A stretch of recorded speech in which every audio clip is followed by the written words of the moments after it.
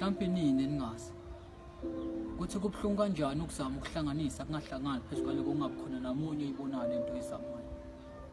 Uthi ulula isandla uyakhangesa kungabi nalutho okuvelayo.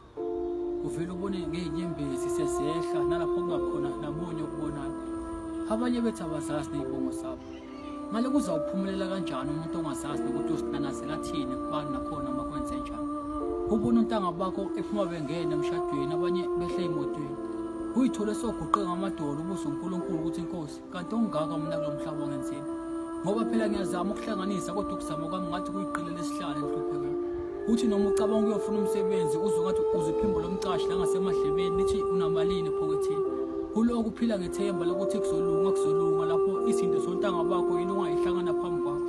Ubona umzali ephilelwa amandla lapho ingane ibhewe ngasethunjini nazo masibheke esikoleni.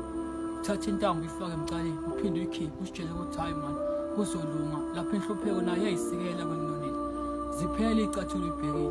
Abanye bagcine bathi nasemcondweni kahla uphilile. Bahlekise ngawo umakhelwane usabana kumaphendula ubona ngathi uhlazo lwakho uzohlalela ebaleni. Thatha ifoni ufunela bomndeni